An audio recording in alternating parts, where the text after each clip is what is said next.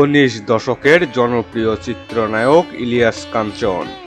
তিনি সবসময় লড়াই করেছেন নিরাপদ সড়ক নিয়ে, তবে আজ তিনি নিজেই নিরাপদে নেই।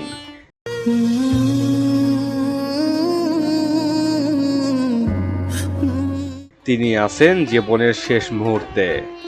গতকাল ইলিয়াস কাঞ্চনের মেয়ে একটা ভিডিও বার্তা প্রকাশ করে বলেন, আমার বাবা এখন কাউকে চিনতে পারছেন না। তিনি শুধু তাকিয়ে থাকেন আর কি যেন ভাবেন। আরও বলেন তার মুখ নাকি বাঁকা হয়ে গিয়েছে। ভিডিওতে সেটা স্পষ্ট দেখা গিয়েছে। সেই উন্নত চিকিৎসার জন্য আমেরিকাতে অবস্থান করছেন তার মেয়ের বাসায়। ইলিয়াস কাঞ্চন শেষ মুহূর্তে নাকি তার স্ত্রী জাহানারার কথা জিজ্ঞাসা করেন এবং তাকে দেখতে চান। এটাই নাকি এখন তার শেষ ইচ্ছা। দেশ থেকে যখন তাকে ফোন করা হয় তখন বারবার তাদেরকে জিজ্ঞাসা করে তার স্ত্রী কোথায়, বারবার তাকে দেখতে চায়। চলুন আমরা শেষ সময়ের কথা শুনে আসি, তিনি শেষ সময়ে কি বলে গিয়েছেন। তারপরে 10 তারিখে বান্দরবনে গিয়েছিলাম শুটিং করার জন্য। পাহাড়ের মধ্যে একটা টাওয়ার ছিল, সেখানে একটা টেলিফোনের ব্যবস্থা ছিল। তখন তো মোবাইলের যুগ ছিল না।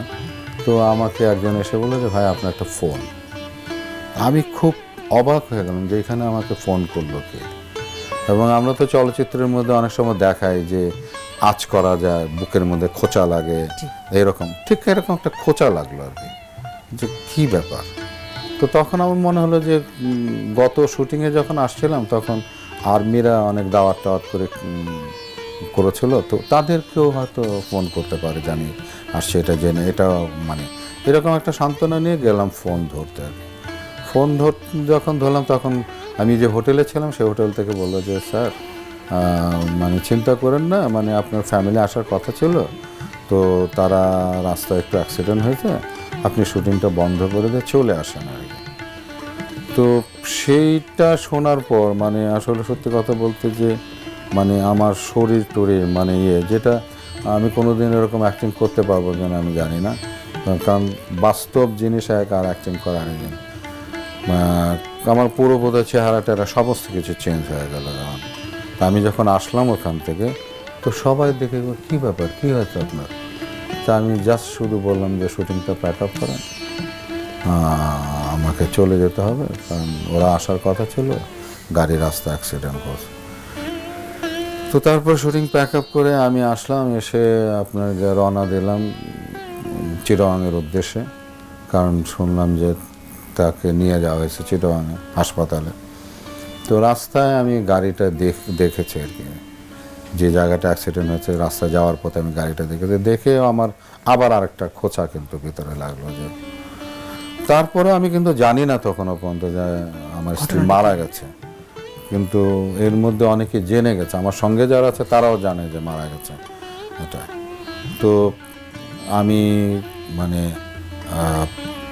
চিন্তা করছিলাম আর কি যে হয়তো তাদেরকে ভালো চিকিৎসা করাতে হতে পারে, সিঙ্গাপুরে তাদেরকে নিয়ে যাবো এরকম ভাব।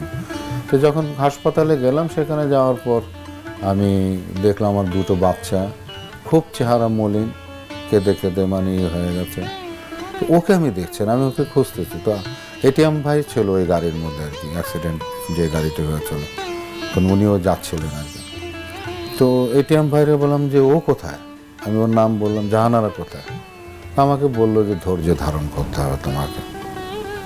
তাহলে তো আমি তো বুঝে গেছি আর কি। তো এই ছিল আর কি আসলে মানে। আর সবচেয়ে দুঃখজনক যেটি সেটি হলো যে মানে চিকিৎসাটি প্রপারলি করা যায় না। মানে আহত হওয়ার পরে মানে কোনো গাড়ি থামানো যায় না, কেউ গাড়ি থামায় নাই। এটিএম শামসুজ্জামানের মতো লোকও গাড়ি থামানোর চেষ্টা করেছে, পারেনি।